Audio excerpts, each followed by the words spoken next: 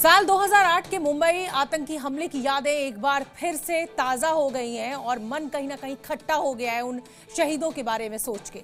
26/11 हमले के मुख्य मास्टरमाइंड तहव्वुर राणा को अमेरिका से भारत लाने में बड़ी कूटनीतिक सफलता मिली है, लेकिन तहव्वुर राणा के भारत आने से पाकिस्तान के पास का खुलासा पूरी दुनिया के सामने हो जाएगा, क्योंकि एनआईए ने अपनी चार्जशीट में तहव्वुर राणा और पाकिस्तान में बैठे आतंकवादी संगठनों के साथ आईएसआई के कनेक्शन का पूरा चिट्ठा तैयार कर रखा है, जिसके मुताबिक तहव्वुर राणा के भारत आने से आतंकवादी संगठन लश्कर-ए-तैयबा और पाकिस्तान खुफिया एजेंसियों के बीच सांठगांठ उजागर हो सकती है।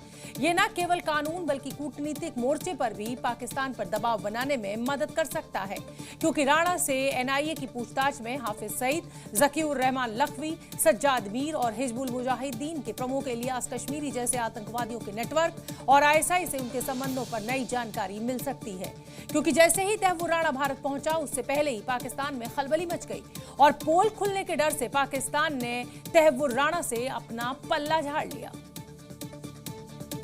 लेकिन अब जब 26/11 हमले के मास्टरमाइंड तहव्वुर राणा को विशेष विमान से दिल्ली ले आया गया है, तब पाकिस्तान की पोल खुलना तय माना जा रहा है, क्योंकि जिस तरह से पाकिस्तान की ओर से प्रतिक्रिया आई, उसमें उसकी घबराहट साफ दिखाई दी। पाकिस्तान विदेश मंत्रालय ने अपने बयान में कहा कि तहव्वुर राणा ने 2 दशकों से ज्यादा समय से अपने पाकिस्तानी दस्तावेजों का नवीनीकरण नहीं कराया है और उसकी कनाडाई राष्ट्रीयता बिल्कुल स्पष्ट है। लेकिन एनआईए की चार्जशीट में ये बिल्कुल साफ है कि पाकिस्तान की सरपरस्ती में पला बढ़ा तहव्वुर राणा ने ही 26/11 की साजिश को अंजाम दिया, जिसके लिए उसने मुंबई में एक एजेंसी खोली और डेविड कोलमैन हेडली को मोहरा बनाकर मुंबई में हमला कराया, जिसमें 160 से ज्यादा लोगों की मौत हुई थी।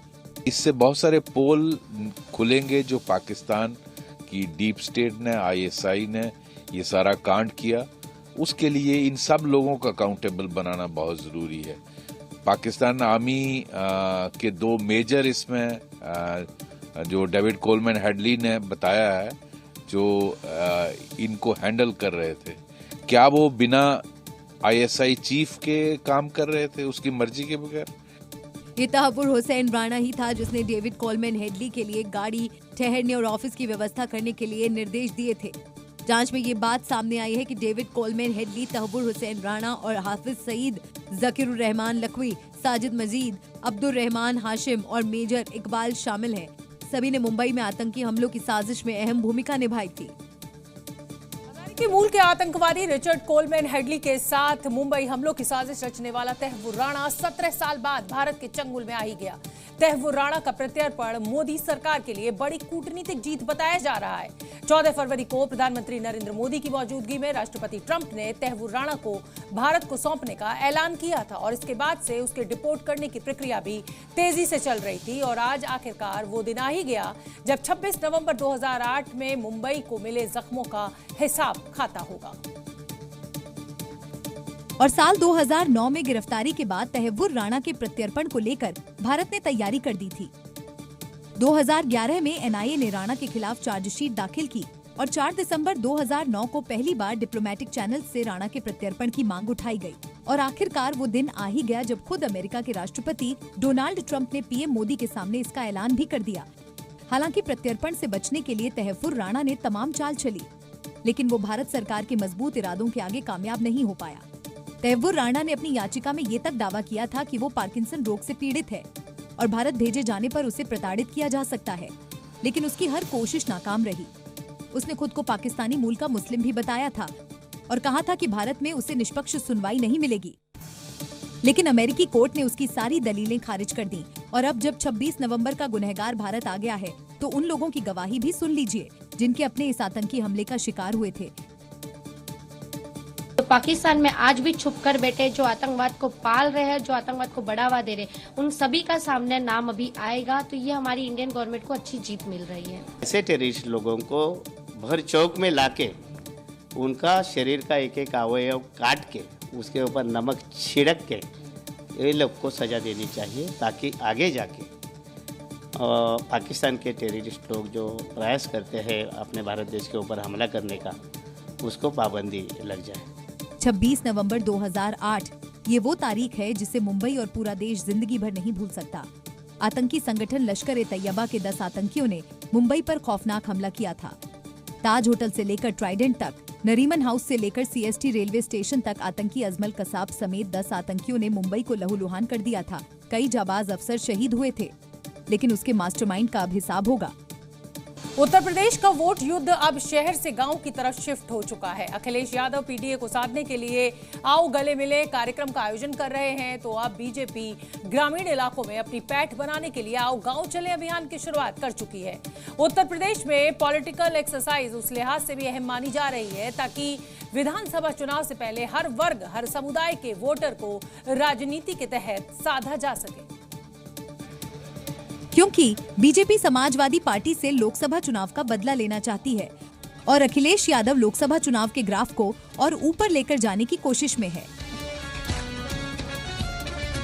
उम्मीदों खुशियों से भरा रंग खुशहाली का लाल हरा, खुशहाली का लाल हरा रंग, खुशहाली का लाल हरा। चुनाव में अभी वक्त है, लेकिन अखिलेश यादव चुनावी थीम सॉन्ग लॉन्च कर चुके हैं।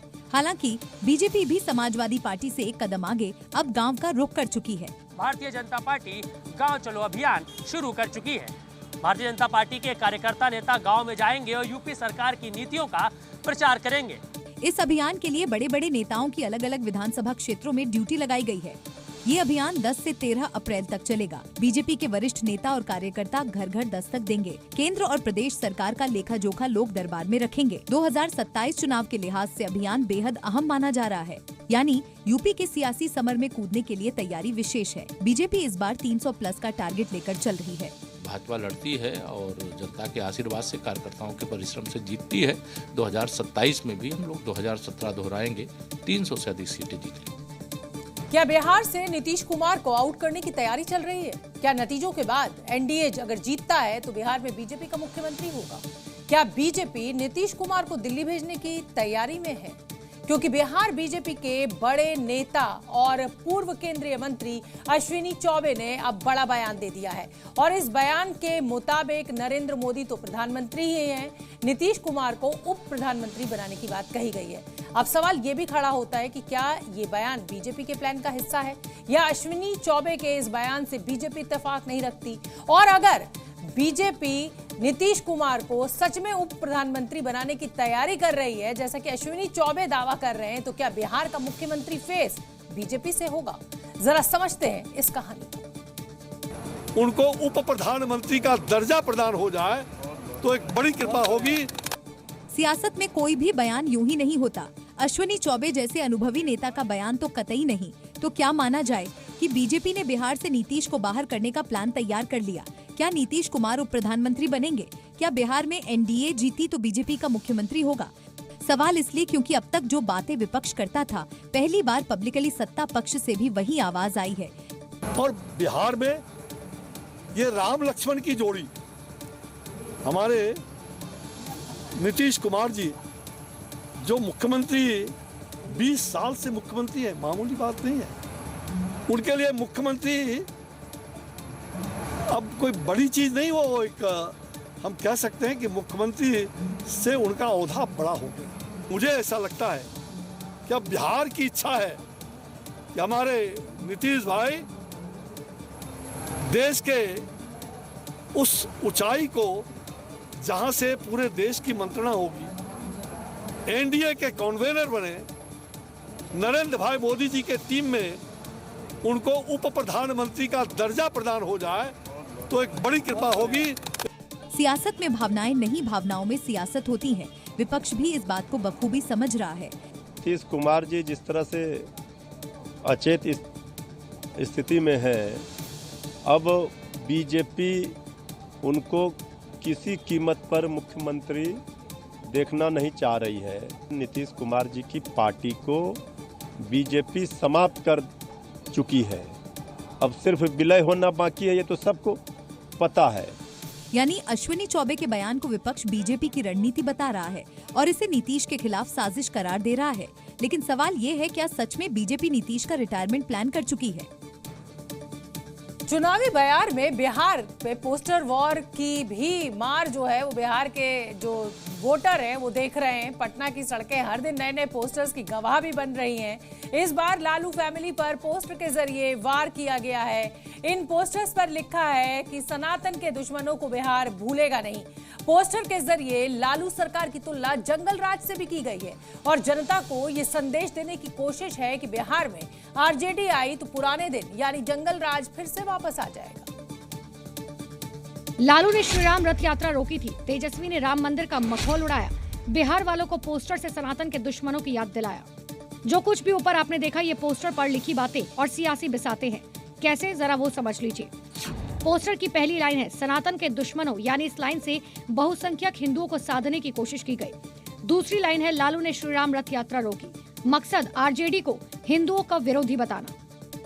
बेशक पोस्टर वॉर का सेंटर चुनाव है, पोस्टर के जरिए निशाने पर हिंदू। सनातन शब्द के सारे बीजेपी और नीतीश हिंदुओं को जातियों में बंटने से रोकना चाहते हैं, क्योंकि बिहार में 82% के करीब है। अगर करीब 14% है, इसे भी माइनस कर दे तो सत्ता पक्ष बचे हुए करीब 68% हिंदू एकजुट रहे तो बिहार की कहानी बदल सकती है। पोस्टर वॉर के जरिए इसी रणनीति को धार देने की कोशिश की। चमचमाती दिल्ली के ख्वाब को हकीकत में बदलने के लिए दिल्ली की मुख्यमंत्री रेखा गुप्ता मिशन मोड में नजर आ रही हैं। मॉनसून से पहले दिल्ली की सूरत बदलने के लिए ग्राउंड जीरो पर वो खुद पहुंची। साथ में मंत्री परवेश वर्मा भी कदम से कदम मिलाकर चल रहे हैं। बीजेपी सरकार का टारगेट है कि अब की बार राजधानी दिल्ली को पानी पानी नहीं होने दिया जाएगा। ऐसे में जितने भी नाले और सीवेज सिस्टम है उसे दुरुस्त करने के लिए तकनीक का प्रयोग किया जाएगा। दिल्ली में नालों की सफाई हो रही है। पिछले 10 साल से जमी गाद और कचरों को बाहर निकाला जा रहा है और मोर्चे पर खुद मुख्यमंत्री रेखा गुप्ता हैं। ये सब इसलिए हो रहा है क्योंकि अब की बार मॉनसून दिल्ली के लिए सबसे बड़ी चुनौती है। दिल्ली में जलभराव की वजह से आम आदमी पार्टी की सत्ता चली गई है, जिसे दूर करने के भरोसों पर सरकार बनाने वाली बीजेपी एक भी मौका गंवाने को तैयार नहीं। अगर पिछले कुछ सालों में मॉनसून के वक्त की तस्वीर देखें तो दिल्ली जरा सी बारिश के बाद पानी पानी हो जाती थी, जिससे छुटकारा पाने के लिए रेखा सरकार मिशन मोड में है। रेखा गुप्ता अपने मंत्रियों के साथ ग्राउंड जीरो पर है और तमाम नालों का निरीक्षण कर रही है। दिल्ली में नई सरकार का दावा है, इन कदमों से इस बार मॉनसून में दिल्ली वासियों को जलभराव से काफी हद तक राहत मिलेगी। और पिछली बार जो हमने विजिट किया और आज जो हमने विजिट किया, इसमें एक बहुत बड़ा फर्क आप सबने देखा। यहाँ पर जिस स्पीड में काम हो रहा है, जिस गति से मशीनें यहाँ लगी हुई है, हर एक नाले पे जो अगला जो टारगेट था सफाई का, डिसिल्टिंग का, सिल्ट निकलने का, सिल्ट यहाँ से उठाने का, वो सारे टारगेट लगातार अचीव हो रहे हैं। पूरी दिल्ली में ऐसी कोई भी सड़क नहीं छोड़ेंगे जहाँ पे धूल मिट्टी उड़ेगी। तो इस बार वाटर लॉगिंग की समस्या नहीं मिलेगी दिल्ली वालों को? हमारी पूरी कोशिश है। पीडब्ल्यूडी मंत्री प्रवेश वर्मा ने भी अधिकारियों को मॉनसून से पहले काम पूरा करने के निर्देश दिए हैं। दिल्ली के बजट में बाढ़ नियंत्रण के लिए 603 करोड़ आवंटित किए गए हैं, ताकि दिल्ली को डूबने से बचाया जा सके। गर्मी के शुरुआती दौर में पावर कट दिल्ली में एक सबसे बड़ा मुद्दा बन चुका है। आम आदमी पार्टी रेखा गुप्ता सरकार पर लगातार आरोप लगा रही है, दिल्ली वालों को जितनी बिजली चाहिए डिमांड पूरी नहीं हो रही है और यही वजह है कि दिल्ली के कई इलाकों में घंटों पावर कट से गर्मी का संकट बढ़ चुका है। हालांकि मुख्यमंत्री रेखा गुप्ता का दावा है कि दिल्ली में बिजली की मांग जरूर बढ़ी है, लेकिन उसे पूरा करने के लिए सरकार पूरी तरह से तैयार है। अंधकार में डूबी दिल्ली की ये वही तस्वीर है जिसे अरविंद केजरीवाल ने अपने सोशल मीडिया हैंडल से जारी किया है। दावा किया है कुछ इसी तरह दिल्ली के कई इलाकों में घंटों से बिजली की सप्लाई नहीं हो रही है, जिसकी वजह से दिल्ली वाले गर्मी में परेशान हैं। अरविंद केजरीवाल ने कहा, कल दिल्ली में पीक डिमांड 5462 मेगावाट थी। कल रात पूरी दिल्ली में कई जगहों पर पावर कट हुए। दिल्ली में कई घंटों तक बिजली नहीं आई। पिछले साल पीक डिमांड लगभग 8500 मेगावाट थी, फिर भी हमारी सरकार में कहीं बिजली नहीं गई। अरविंद केजरीवाल के सोशल मीडिया पोस्ट को आम आदमी पार्टी के तमाम नेताओं ने भी शेयर किया और रेखा गुप्ता सरकार पर दनादन सवाल दाग दिए। हालांकि बीजेपी इसे अफवाह बता रही है। जब से भाजपा की सरकार आई है, बार बार हमें सुनने को मिलता है 8 घंटे के पावर कट, 10 घंटे के पावर कट। आपको ध्यान होगा बुरारी में तो जनता सड़कों पे उतर आई थी, उन्होंने एक फ्लाईओवर जाम कर दिया था क्योंकि पूरी रात बिजली नहीं आई थी। नहीं, इस बार अगर बिजली की डिमांड और भी बढ़ेगी तो उसकी भी चिंता होगी। हमारी तैयारी 9000 मेगावाट की है और चिंता मत करें, दिल्ली वालों को भरपूर बिजली मिलेगी और 24 घंटे बिजली मिलेगी। लेकिन इससे इतर दिल्ली में बिजली की डिमांड गर्मी के शुरुआती दौर में ही तेजी से बढ़ी है। दिल्ली में बिजली की पीक डिमांड 5,462 मेगावाट तक पहुंची। 9 अप्रैल तक कभी नहीं पहुंची इतनी पावर डिमांड। बिजली की मांग को पूरा करने के लिए BSES तैयार। यानी जो आरोप अरविंद केजरीवाल की तरफ से रेखा गुप्ता सरकार पर लगाए गए हैं, उसका जवाब देने के लिए दिल्ली में बिजली सप्लाई को दुरुस्त करने की पूरी प्लानिंग है। वक्फ संशोधन के विरोध में आज पूरे देश में मौलानाओं का प्रतिशोध देखने को मिला। All India Muslim personal law board की कॉल पर भोपाल से कोलकाता तक बड़ी संख्या में मुस्लिम प्रदर्शनकारी विरोध की आवाज बुलंद करते नजर आए। हालांकि प्रदर्शन पर भी मौलानाओं में टेंशन दिखी। अधिकतर मुस्लिम मौलाना विरोध के अखाड़े में तो नजर आए, तो कई मौलाना ऐसे भी हैं जो संशोधन का विरोध करने वालों को नसीहत देते नजर आए और बता रहे हैं कि वक्फ संशोधन का विरोध कितना गलत साबित हो सकता है। भोपाल से कोलकाता तक के वक्फ के विरोध की एक झलक भर है। हक के नाम पर मुस्लिम उस लड़ाई का आगाज कर चुके हैं जिसका कोई अंत नजर नहीं आता। हालांकि अच्छी बात यह है कि विरोध के नाम पर बवाल करने वाले अब इन प्रदर्शन से दूर हैं, लेकिन नाराए तकबीर के नारे जरूर गूंज रहे हैं। भोपाल में हजारों की संख्या में मुस्लिम वक्फ संशोधन के खिलाफ संग्राम छेड़ते नजर आए, लेकिन हैरत की बात है कि भोपाल से विरोध तो बरेली के वक्फ के संशोधन में आवाज उठ रही है। संशोधन बर्दाश्त नहीं है, इसीलिए तो हम यहाँ धरना दे रहे हैं। सरकार इंटरफेयर करना चाह रही है, उसमें इंटरफेयर नहीं पसंद। कल को हिंदू धर्म के मंदिरों में भी क्या मुसलमान गैर हिंदू लोगों को इंटर करने देंगे क्या? वक्फ संशोधन बिल से मुसलमानों को कोई नुकसान नहीं बल्कि फायदा है, और इस वक्फ की जमीन से होने वाली आमदनी जो जिस मकसद के लिए हमारे बुजुर्गों ने वक्फ की थी, उस वाकिफ की मंशा के मुताबिक काम होगा। उससे होने वाली आमदनी से गरीब, कमजोर, लाचार, यतीम, बेवा मुसलमानों की किफालत होगी। यानी वक्फ विरोध पर मुस्लिम मौलाना ही दो धड़ों में बटे हैं। हालांकि कोलकाता के हालात कुछ और हैं। विरोध तो ठीक है, लेकिन कोलकाता में विरोध के नाम पर कुछ मौलाना केंद्र सरकार को धमकी तक देते हुए सुनाई दे रहे हैं और कह रहे हैं कि छेड़ोगे तो छोड़ेंगे नहीं। वक्फ विरोध के नाम पर छोड़ेंगे नहीं वाली धमकी और नाराए तकबीर के नारे। मौलाना रहमानी वक्फ की उस चिंगारी को भड़काने का काम कर रहे हैं, जिसकी आग में बंगाल का मुर्शिदाबाद पहले ही जल चुका है।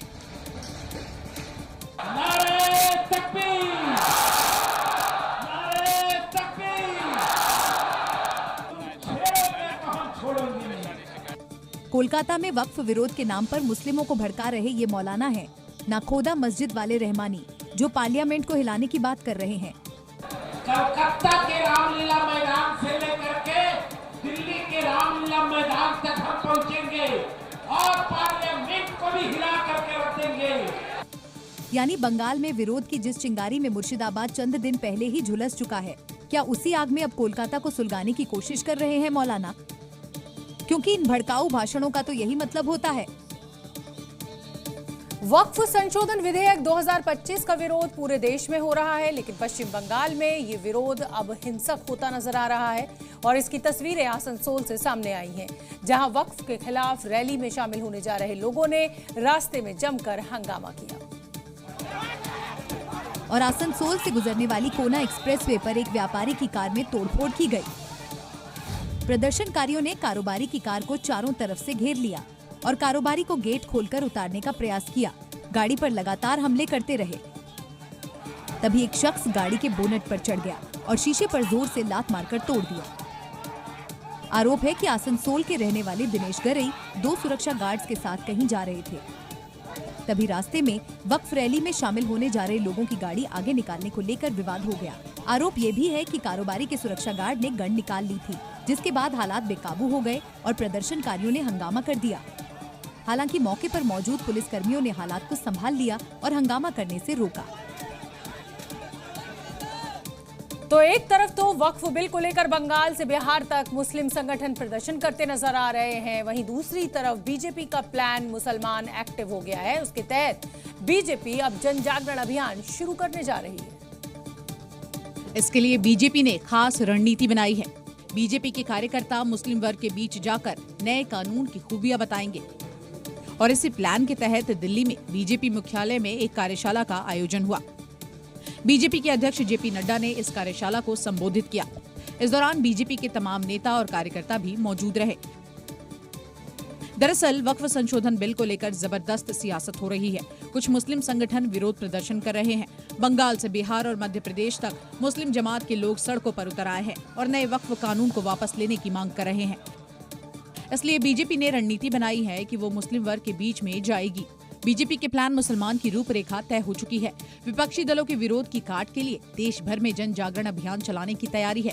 नया वक्फ कानून आम मुस्लिमों के लिए किस तरह से फायदेमंद है, ये बताया जाएगा। पसमानदा और महिलाओं के लिए ये कानून कैसे लाभकारी होगा, ये भी बताया जाएगा। साथ ही इस कानून से उनका कैसे विकास होगा, ये भी बताने की कोशिश की जाएगी। बीजेपी ने इस अभियान के लिए 4 सदस्यीय समिति बनाई है। अगले साल पश्चिम बंगाल में विधानसभा चुनाव है, लेकिन सियासी पार्टियां अभी से मैदान में उतर आई हैं। वक्फ बिल को लेकर बंगाल में विरोध का बिगुल बजा तो ममता सरकार भी आगे आई। मुस्लिम वोट बैंक को साधने के लिए ममता बनर्जी ने दावा किया कि वक्फ कानून मुसलमानों के खिलाफ है और इसे पश्चिम बंगाल में लागू नहीं होने देंगे, जिसके बाद बीजेपी भी भड़क गई और भड़काऊ बयानबाजी के लिए ममता की तुलना जिन्ना से कर डाली। यानी बंगाल की लड़ाई सीधे सीधे जिन्ना पर आ गई है और बीजेपी के राष्ट्रीय महासचिव तरुण चुग ने ममता बनर्जी को नए भारत का जिन्ना करार दे दिया है। ममता बनर्जी आज नए भारत की जिन्ना के रूप में हुई, नई जिन्ना। ये जिन्ना का नया अवतार है ममता बनर्जी। अब टीएमसी के गुंडे मुस्लिम लीग का नया अवतार बनकर उभरे हैं, क्योंकि वो जिहादी मुस्लिम लीग की मानसिकता को ही चला रहे। बीजेपी के इन शब्द भेदी बाणों ने टीएमसी के दिलो दिमाग को भेद दिया होगा, लेकिन बीजेपी के इस तीखे जवाबी वार की वजह भी है, क्योंकि बंगाल में 33% मुस्लिम वोट बैंक को साधने के लिए ममता बनर्जी भी ऐलानिए जंग के मूड में है। आप लोग को दिल में दुख हुआ है वक्फ प्रॉपर्टी को लेकर, आप भरोसा रखिए बंगाल में ऐसा कुछ नहीं होगा जिसमें कोई डिवाइड एंड रूल होगा। आप लोगों ने एक मैसेज दीजिए कि सबको एक साथ में रह के बचना है। दीदी वक्फ कानून पर मुस्लिमों को गुमराह कर रही हैं और बीजेपी को मुस्लिम विरोधी बता रही हैं। उन्होंने ये भी बता दिया है कि वक्फ कानून पश्चिम बंगाल में लागू नहीं किया जाएगा और जब तक पश्चिम बंगाल में ममता दीदी है, मुस्लिम समुदाय की संपत्ति की रक्षा करेगी। बांग्लादेश में शेख हसीना सरकार के तख्ता पलट के बाद मोहम्मद यूनुस ने कमान संभाली, लेकिन बांग्लादेश में हिंदुओं पर हो रहे अत्याचार को लेकर भारत सरकार ने तल्ख रुख अपनाया था। हाल ही में प्रधानमंत्री नरेंद्र मोदी और यूनुस की मुलाकात भी हुई थी। ऐसा बताया जा रहा है कि इस दौरान प्रधानमंत्री मोदी ने अल्पसंख्यकों पर अत्याचार के मुद्दे पर कड़ा रुख अख्तियार किया था, लेकिन अब भारत सरकार ने एक ऐसा फैसला लिया है जिससे मोहम्मद यूनुस की छटपटाहट और बढ़ गई है। और भारत ने झटका देते हुए बांग्लादेश को दी जाने वाली ट्रांसशिपमेंट सुविधा खत्म कर दी, लेकिन भारत के रास्ते नेपाल और भूटान को होने वाले बांग्लादेश के निर्यात को ये सुविधा बरकरार रहेगी। इस फैसले के पीछे विदेश मंत्रालय ने तर्क दिया कि बांग्लादेश को दी जा रही सुविधा की वजह से हवाई अड्डों और बंदरगाहों पर भीड़ बढ़ गई थी। इन जगहों पर कंटेनर्स की तादाद बढ़ जाने से खुद भारत का निर्यात प्रभावित हो रहा था। ट्रांसशिपमेंट यानी किसी एक देश से दूसरे देश को निर्यात के दौरान बीच में पड़ने वाले किसी तीसरे देश के रास्ते को इस्तेमाल करने की सुविधा। दरअसल बांग्लादेश कई देशों को अपना सामान निर्यात करता है, उनमें से कुछ देशों का निर्यात भारत के रास्ते से होकर गुजरता है। हाल ही के दिनों में भारत और बांग्लादेश के बीच तनाव देखा जा रहा है। हालांकि भारत ने साफ कर दिया कि इस फैसले से भारतीय क्षेत्र में होकर नेपाल या भूटान को बांग्लादेश का निर्यात प्रभावित नहीं होगा। The transshipment facility extended to Bangladesh had over a period of time resulted in significant congestion at our airports and ports. Logistical delays and higher costs were hindering our own exports and creating backlogs. The facility therefore has been withdrawn with effect from 8 April 2025. Bharat सरकार ने यह फैसला ऐसे वक्त में किया जब America ने भारत और बांग्लादेश समेत कई देशों पर भारी भरकम टैरिफ लगा दिया है। पंजाब में अमृतसर के बाद अब जालंधर में भी एक मंदिर पर हमला हुआ है। मामला जालंधर के थापरा बगीची स्थित मंदिर का है, जहां आरोपी ने शनि मंदिर में उत्पात मचाया और मंदिर के अंदर स्थित शनिदेव की मूर्ति को खंडित कर दिया। मंदिर के पुजारी ने जब आरोपी को रोकने की कोशिश की तो उस पर हमला कर दिया और उनके साथ भी मारपीट की। मंदिर में बेअदबी की घटना की जानकारी मिलते ही हिंदू संगठनों के तमाम लोग इकट्ठा हो गए और इस हमले के खिलाफ विरोध प्रदर्शन किया। आरोप है कि कुछ अज्ञात हमलावर मंदिर के अंदर घुसे थे और आते ही मंदिर में तोड़फोड़ शुरू कर दी। शनि के मंदिर में उसने जो है बॉक्सिंग मार दी शनि के उसमें, और शनि की वो तोड़ दी सारी मूर्ति। उसके बाद जो है लोगों ने कितना थामने की कोशिश कर रहे, लोगों को मारने के लिए वो गमला ईंट उठा रहा हूँ।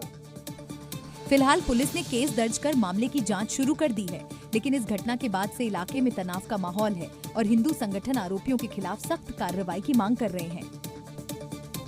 उत्तर प्रदेश के श्रावस्ती में एक मुसलमान लड़की ने इसलिए हिंदू लड़के से शादी कर ली क्योंकि उसे अपने मजहब में 3 तलाक का डर सता रहा था। हिंदू लड़के से शादी करने वाली रुमाइशा अब बेहद खुश नजर आ रही है और इस खुशी का इजहार न्यू मैरिड कपल ने सोशल मीडिया पर शादी का वीडियो जारी कर किया। मुस्लिम लड़की ने कहा वो हिंदू धर्म में खुद को सुरक्षित महसूस कर रही है। मैं मुस्लिम हूँ, मेरे में तलाक होता था शादी के बाद, फिर दूसरी जगह शादी होती है तलाक के बाद फिर दूसरी शादी के बाद फिर तीसरी शादी होती है, उसके बाद तब वो होता है तो मुझे अच्छा नहीं लगता है, तो मैंने उनके साथ शादी कर ली हिंदू धर्म में। शादी के वक्त की जो तस्वीर आई है उसमें कपल बेहद खुश नजर आ रहे हैं। लड़की अपने माता पिता से केस नहीं करने की बात कह रही है और इस रिश्ते में काफी खुश होने की बात करती दिख रही है। मुझे यहाँ अच्छा लग रहा है, इनके साथ हिंदू धर्म मुझे अच्छा लगता है, इसलिए मैं इनके साथ शादी कर ली हूँ। बताया गया कि दोनों का प्रेम प्रसंग काफी वक्त से चल रहा था, फिर दोनों ने शादी के बंधन में बंधकर एक साथ जीने मरने की कस्में खाने का फैसला किया। अप्रैल का मौसम गर्मी के लिए जाना जाता है, लेकिन अप्रैल में मौसम का मूड बिल्कुल ऊट-पटांग दिख रहा है। पूरे भारत में मौसम का मिजाज बदला सा लग रहा है। पिछले कई दिनों से उत्तर भारत में पड़ रही भीषण गर्मी से लोग व्याकुल हैं। दिल्ली एनसीआर में तो गर्म हवाओं और हीट वेव ने मुश्किलें बढ़ा दी हैं। हालांकि गुरुवार को धूल भरी आंधी के बाद बारिश ने गर्मी से थोड़ी राहत तो दी, लेकिन अब मौसम विभाग ने तूफान का अलर्ट जारी कर दिया है और इस बीच बुधवार को यूपी में भी मौसम ने अचानक करवट बदल ली और झमाझम बारिश शुरू हो गई। ये 2 तस्वीरें देखिए। पहली तस्वीर यूपी की है, जहां लखनऊ और कानपुर के आसपास बुधवार से बारिश हो रही है। वहीं दूसरी तस्वीर दिल्ली एनसीआर की है, जहां गर्मी की भीषण मार से लोग त्राहिमाम कर रहे हैं। अप्रैल में मौसम का मिजाज पूरी तरह बदला हुआ है। यूपी में बुधवार रात से मौसम ने करवट ली और लखनऊ समेत कई जिलों में बारिश होने लगी। बारिश का ये सिलसिला अगले कुछ दिनों तक जारी रह सकता है। मौसम विभाग की माने तो प्रदेश में 13 अप्रैल तक बारिश हो सकती है। इस दौरान तेज हवा चलने का भी अलर्ट जारी किया गया। उधर दिल्ली एनसीआर में भीषण गर्मी पड़ रही है। दिल्ली में बुधवार को न्यूनतम तापमान 25.6 डिग्री सेल्सियस दर्ज किया गया, जो सामान्य से 5.6 डिग्री ज्यादा था और अप्रैल में पिछले 3 वर्ष में सबसे अधिक। गर्म हवाओं ने भी दिल्ली एनसीआर में मुश्किलें बढ़ाई हैं। इसके अलावा गुजरात, राजस्थान, महाराष्ट्र और मध्य प्रदेश में भी बुधवार को लू चली और अधिकतम तापमान 43 डिग्री सेल्सियस के पार जा पहुंचा। पहाड़ी इलाकों में भी मौसम का हाल बेहाल है। उत्तराखंड में कई जिलों में भारी बारिश हो रही है। आलम यह है कि कई सड़कें बाधित है, लैंडस्लाइड में गाड़ियां फंसी हैं और पूरा प्रशासनिक अमला रेस्क्यू में जुटा है। लू और प्रचंड गर्मी झेल रहे दिल्ली वालों को मौसम ने राहत दी है। शाम को अचानक से मौसम ने करवट ली। राजधानी के कई इलाकों में धूल भरी आंधी पहले चली। मौसम विभाग ने आज के लिए दिल्ली में बारिश होने और आंधी आने का पूर्वानुमान जारी किया था। तो वहीं एनसीआर में भी धूल भरी आंधी से लोगों को गर्मी से थोड़ी राहत जरूर मिली। पश्चिमी विक्षोभ के प्रभाव से मौसम में ये बदलाव देखने को मिल रहा है। दोपहर में जहां दिल्ली में तेज धूप खिली थी, तो वहीं शाम होते होते अचानक मौसम बदला और धूल भरी आंधी और तेज हवाओं ने शहर को अपनी चपेट में लिया। कुछ जगहों पर बारिश की भी खबर है। मौसम विभाग ने आज 40 से 50 किलोमीटर प्रति घंटे की रफ्तार से हवाएं चलने की भी संभावना जाहिर की है। केरल के यादगिर जिले से एक हैरान करने वाली खबर सामने आई है। यहां मनरेगा में घोटाला कर पैसा हड़पने के लिए कुछ लोग साड़ी पहनकर महिला बन गए और फर्जी फोटो दिखाकर 3 लाख रुपए का घोटाला कर डाला। पुरुषों के बीच में हो सकता है आपको भी औरतें नजर आ रही हों, लेकिन यकीन मानिए पल्लू के फेर में फंसे ये पुरुष हैं, जिनके शातिर दिमाग ने मनरेगा में घोटाला कर डाला। किसी की लाल साड़ी, किसी का नीला पल्लू, तो किसी की पीली साड़ी। जब अफसरों के सामने मनरेगा महिला मजदूरों की ये तस्वीर सामने आई तो होश उड़ गया, क्योंकि गेटअप भले महिलाओं का था, लेकिन घूंघट की आड़ में घोटाला साफ साफ झलक रहा था। यादगीर जिले अफसरों ने जब इस स्कैम की जांच की तो पता चला कि इन लोगों ने महिलाओं के नाम पर मनरेगा मजदूरी का पैसा हड़पने के लिए साड़ी पहनकर खुद फोटो खिंचवाई और करीब 3 लाख रुपए हड़प लिए। घोटाले का ये तरीका देख हर कोई दंग है। हालांकि अब अफसर घूंघट ओढ़कर घोटाला करने वाले लोगों पर कार्रवाई की तैयारी कर रहे हैं। इनकम टैक्स डिपार्टमेंट है कि मानता ही नहीं, और ऐसा हम इसलिए कह रहे हैं क्योंकि भले ही आयकर विभाग किसी बड़ी रेड को लेकर अभी चर्चा में ना हो, लेकिन ऐसे नोटिस को लेकर वो जरूर चर्चा में है कि दिहाड़ी मजदूरों को वो ऐसे ऐसे नोटिस भेज रहा है जिन्हें अगर आप सुनेंगे तो आपको भी विश्वास नहीं होगा। अभी हाल में यूपी हरदोई में युवक को करीब 26 करोड़, तो वहीं अलीगढ़ में भट्ठे पर काम करने वाले को 4 करोड़, ताले की स्प्रिंग बनाने वाले शख्स को करीब 11 करोड़ और अलीगढ़ में ही जूस बेचने वाले को इनकम टैक्स की तरफ से करीब 7 करोड़ 79 लाख का नोटिस भेजा गया था। ऐसे ही मामला अब मध्य प्रदेश के बैतूल से सामने आया, जहां इस बेचारे शख्स को इनकम टैक्स ने इकाई, दहाई, सैकड़ा, हजार या लाख नहीं बल्कि पूरे 314 करोड़ 79,87,883 का नोटिस भेजा। ये हम नहीं बल्कि दावा किया जा रहा है कि जो इनकम टैक्स से उसे नोटिस मिला है उसमें लिखा है, आपको यकीन नहीं हो तो ये देखिए। तो देखा आपने इसमें कितनी भारी भरकम रकम लिखी है। इतना बड़ा नोटिस देखकर उसकी जिंदगी में ऐसा भूचाल सा आया और परिवार तनाव में है और पत्नी की तबीयत बिगड़ गई क्योंकि इतनी बड़ी रकम परिवार ने कभी सपने में ना देखी होगी बल्कि ना सोची होगी। मेरा जीवन तो पूरा अस्त व्यस्त हो गया क्योंकि मैंने इतनी बड़ी अमाउंट कभी ना सोचा था ना किया था और ना मैंने कोई उसमें कोई ट्रांजैक्शन किया बैंक में, ना कुछ किया। शख्स मजदूरी करके बड़ी ही मुश्किल से परिवार का पालन पोषण कर पाता है। जरा सोचिए, जो आदमी दिन भर मेहनत मजदूरी करके सब्जी रोटी का जुगाड़ करता हो, आयकर वाले साहब लोग उन्हें नोटिस भेजने में लगे हैं। पंजाब के फिरोजपुर में चोर को काजू किशमिश पसंद है और बार बार एक ही दुकान को टारगेट कर रहा है और ड्राई फ्रूट्स के साथ दुकान में रखा कैश भी उड़ा ले जा रहा है। चोर इसी रास्ते के जरिए दुकान में दाखिल हुए। चोर पहले दुकान की पीछे वाली दीवार से पास वाले मकान की छत पर पहुंचे और फिर दीवार में बड़ा सा छेद करते हुए दुकान में घुसे, जिसके बाद चोरों ने बड़े ही इत्मीनान के साथ पहले दुकान में चोरी की और दुकान में रखे ड्राई फ्रूट्स को चुरा लिया। इतना ही नहीं, चोरी का सबूत मिटाने के लिए आरोपियों ने दुकान के अंदर लगे सीसीटीवी कैमरों की डीवीआर भी चुरा लिया। जब दुकानदार ने सुबह दुकान खोली तो उसे चोरी की जानकारी हुई, जिस पर उसने पुलिस को इसकी सूचना दी। फिलहाल पुलिस ने दुकानदार की शिकायत पर केस दर्ज कर लिया है और दावा किया है कि जल्द चोरों को गिरफ्तार कर लिया जाएगा। लेकिन सबसे बड़ा सवाल ये है कि पहले भी चोरों ने इस दुकान को निशाना बनाया था, लेकिन अब तक उन मामलों का खुलासा नहीं हो पाया है। पंजाब में अब खाकी भी सुरक्षित नहीं। घटना तरनतारन की है, जहां पुलिसकर्मी की गोली मारकर हत्या कर दी गई और दूसरे पुलिसकर्मी पर भी जानलेवा हमला हुआ। ये तस्वीर सब इंस्पेक्टर चरणजीत सिंह की है, जो कोट मोहम्मद खान गांव में झगड़े की सूचना पर पहुंचे थे। आरोप है कि इस दौरान कुछ लोगों ने पथराव करते गोलीबारी शुरू कर दी, जिसमें सब इंस्पेक्टर चरणजीत सिंह गोली लगने से गंभीर रूप से घायल हो गए, जिनकी इलाज के दौरान मौत हो गई। वहीं जब पुलिस टीम ने हमलावरों को ऐसा करने से रोकने की कोशिश की तो कुछ पुलिस कर्मियों पर भी हमला किया गया, जिसमें एक एएसआई भी घायल हुए। घटना की जानकारी मिलने पर पुलिस के आला अधिकारी मौके पर पहुंचे। पुलिस ने इस मामले में सरपंच समेत करीब 36 लोगों के खिलाफ मामला दर्ज किया। शोध एफआईआर ਅਸੀਂ लॉन्च ਕੀਤੀ तो रेड ਸਾਡੀ ਸਾਰੀ की जल्दी से पेश कर लांगे सारे केड़े-केड़े। आरोपियों ने किस तरह इस वारदात को अंजाम दिया, उस बात का अंदाजा गली में पड़े इन पत्थरों से ही लगाया जा सकता है। वहीं पुलिस ने कुछ आरोपियों को गिरफ्तार भी किया है, जिनसे हथियार बरामद हुए और जो आरोपी फरार हैं, उनकी तलाश में पुलिस की टीमें दबिश दे रही हैं। इस मामले में दर्जन से ज्यादा लोगों को गिरफ्तार किया है, उनसे हथियार बरामद हुए हैं, वेपन्स बरामद हुए हैं जो इस घटना में इस्तेमाल किए गए। राजस्थान के एक सर्किट हाउस में किंग कोबरा को देखकर हड़कंप मच गया। वीआईपी गैलरी में विषधर को देखकर सबके होश उड़ गए। करीब 7 फीट लंबे कोबरा को रेस्क्यू करने में कई घंटे लगे। किंग कोबरा का नाम सुनते ही जान हलक में अटक जाती है, लेकिन यहाँ तो साक्षात दहशत मौजूद है। जैसे ही वन विभाग को किंग कोबरा की खबर मिली, रेस्क्यू टीम मौके पर पहुंची और किंग कोबरा को पकड़ने का काम शुरू हुआ। रेस्क्यू टीम के सामने सबसे बड़ा संकट ये था कि किंग कोबरा अपनी मजबूत पकड़ ढीली करने को तैयार नहीं था, लिहाजा स्नेक कैचर को लंबी मशक्कत करनी पड़ी। प्लास है ना, प्लास से पकड़ लो ना मुंह इसका। किंग कोबरा को पकड़ने के बाद उसे शहर के बाहर जंगल में छोड़ा जाएगा, तब जाकर सर्किट हाउस में मौजूद अफसरों के जान में जान आई। उत्तराखंड के विकासनगर से बर्निंग कार की एक हैरान करने वाली तस्वीर सामने आई है। यहाँ गाड़ी में अचानक लगी आग को देखने के लिए लोगों की भीड़ भी एकत्रित हो गई और तभी गाड़ी में जोरदार धमाका हो गया।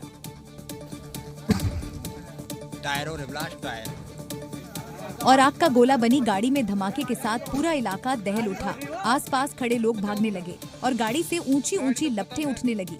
बताया गया जिस वक्त यूटिलिटी वैन में आग लगी उस समय गाड़ी में ड्राइवर समेत 2 लोग मौजूद थे,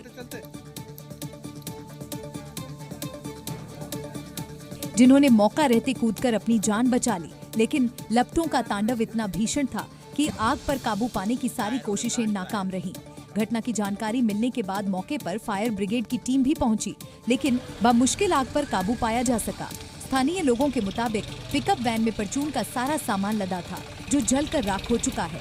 हालांकि राहत की बात ये रही कि गाड़ी में सवार दोनों लोग सुरक्षित हैं। और अब हम आपको चेन स्नैचिंग का एक लाइव वीडियो दिखाने जा रहे हैं। पंजाब के मोहाली में स्कूटी पर जा रहे एक दंपत्ति को बदमाशों ने पहले बाइक लगाकर रोक लिया और फिर महिला की चेन छीनकर फरार हो गए। जरा ये वीडियो को गौर से देखिए।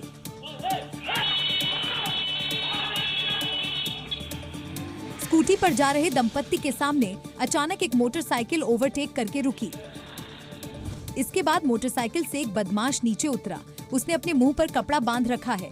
तब तक स्कूटी सवार ने स्कूटी आगे बढ़ाई, लेकिन ये क्या, बदमाश अचानक पलटा और उसने महिला के ऊपर हमला कर दिया। बदमाश ने महिला के गले से चेन बेहद तेजी से खींची और फरार हो गया। बदमाश का हमला इतना तेज था कि झटका लगने से स्कूटी पलट गई और महिला सड़क पर जा गिरी। दोनों चिल्लाने लगे। आवाज सुनकर आसपास के लोग इकट्ठा हुए, लेकिन तब तक बदमाश चेन स्नैच करके फरार हो चुके थे। ये घटना मोहाली के खड़ इलाके की है। फिलहाल पुलिस वीडियो के आधार पर बदमाशों की तलाश कर रही है।